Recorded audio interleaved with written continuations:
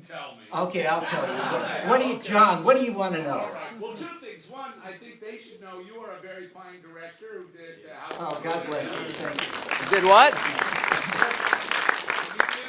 Tell me about melting the Krell steel. Okay, now I went over to Arnold Gillespie, Buddy Gillespie's house, and this is the story he told me. Now, whether or not this is true, I don't know. They got a slab of zirconium. I'm not talking about the stuff that looks like a diamond, but the actual metal. And it's, you've heard of Zerk hits, you know, where they fire little things. Well, it's highly flammable and explosive. He told me that they heated it very gently with a burner and was able to melt it, and that's the material that actually melts. I'm a little skeptical of this notion only because the stuff is prone to explode. And I don't know, you know, how you possibly do that, but that's what Buddy Gillespie told me. If you look really closely, you can see somebody pushing from behind.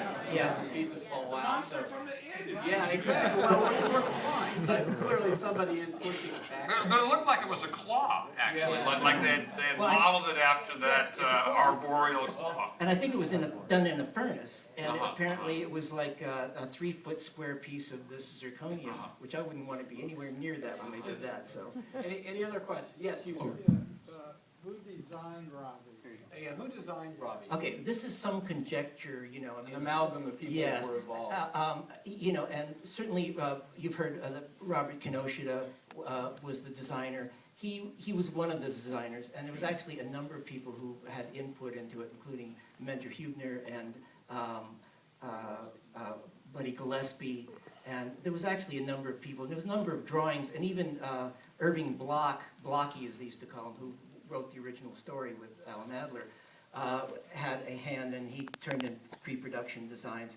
And there's some joke around the art department that he was actually modeled after Nicky Nafak, the producer, who was apparently a very large person. But a gentleman as well. yes.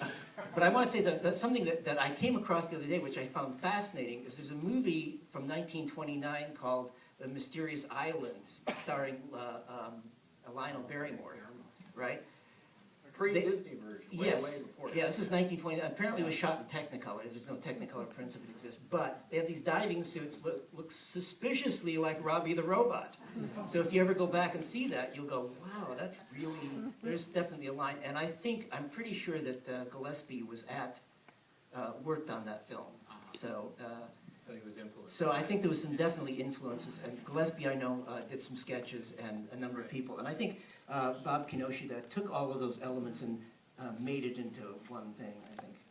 That's Forbidden Planet's an odd film, I think, because it's not an auteur film. It's sort of the opposite of that. It's like just the departments were so good and everybody was so good at their work. Well, we were told that this was such an unusual film that everybody got excited working on it, and in some cases started set construction before getting approvals, so that it would be more fabulous. Yeah, well, I went over to Arthur Lonergan's house, which was, first of all, kind of an odd thing, because when I drove up, I went, why does this house look so familiar? It's because it's Morbius's house, you know, and he's down Pacific Palisades. And I walked in and talked to this guy who was at that point in his 80s, and you know, he told me that Cedric Gibbons, who was the head of the art department, hated Forbidden Planet, didn't want anything to do with it, said do whatever you want. So Lonergan, who saw this as a great opportunity, just decided to really run with it and saw that we could do something really cool here. And he actually, normally when you build sets at that time at MGM, you had to do drawings and blueprints, and then you'd send them off to the budgeting department, they would okay it, then it would get the okay to construction.